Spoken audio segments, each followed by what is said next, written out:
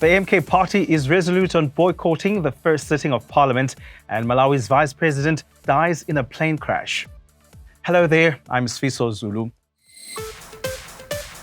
This is Eyewitness News. The Umkhonto weSizwe party is not only boycotting the first sitting of parliament, but it has now filed papers at the Constitutional Court wanting to interdict the sitting on Friday. The new party, with 58 MPs, argues that the National Assembly cannot be properly constituted unless there are at least 350 members of the House present. It's contending that there was vote rigging during the elections. Secretary to Parliament Xolile George explains that the first sitting is to mostly elect the President, the Speaker of Parliament.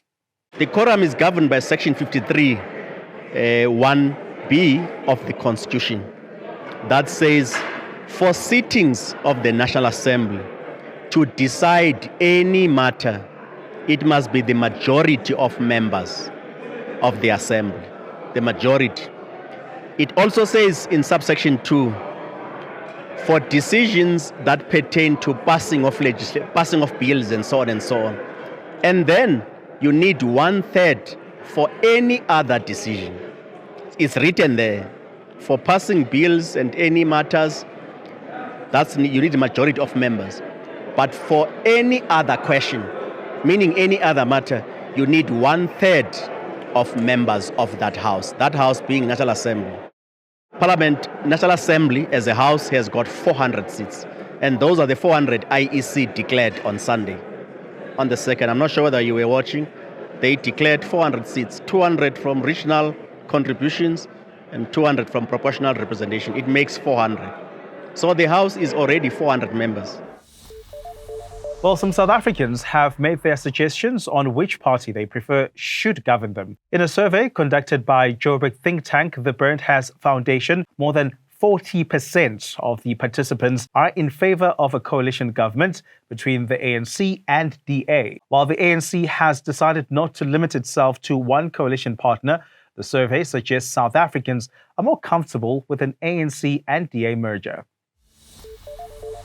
Grim details of how a Soshanguve man was burnt allegedly by his ex-girlfriend have emerged in the Petoria High Court. Lerato Mahlangu is accused of being in cahoots with her current husband to kill her former lover, Sifiso Zulu, so that they can cash in on his life insurance. It becomes even more dramatic because Lerato pretended that her husband, who is alive, was the one who died, but coincidentally, police pulled over a suspected stolen vehicle only to find Lerato's husband, Sifiso Mahlangu, behind the wheel.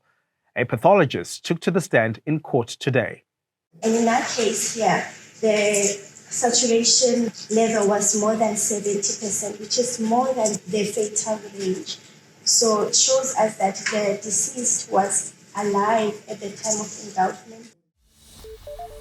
Still at the Petoria High Court, the third accused in the Senzo Meyiwa trial has asked the court to intervene in relation to the conditions of his imprisonment. The lawyer for Mthobisi Mncube says there is no warm water at the Kgosi Mampuru prison, making it difficult for his client to shower. He says he has not been showering since temperatures dropped this week because he might catch a cold. Mncube and 4 others are standing trial for the football star's murder almost a decade after his death. And Malawi's Deputy President Swallows Chilima has been confirmed dead after the wreck of a plane he was traveling in was found. Chilima and 9 others were flying in the military aircraft within the country yesterday morning when it disappeared from airport raiders. President Lazarus Chakwera says the plane was flying from the capital Lilongwe over to the city of Mzuzu for the funeral of a former cabinet minister. And I am deeply saddened and sorry to inform you all that it has turned out to be a terrible tragedy.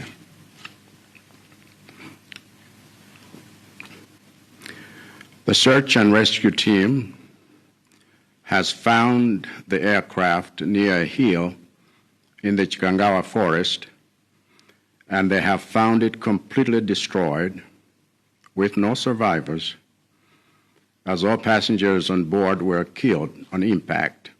Thank you for watching. For more, you can download the EWN app and the Prime Media Plus app. Eyewitness News. In touch, in tune, and independent. For the latest, log on to ewn.co.za or ewn.mobi.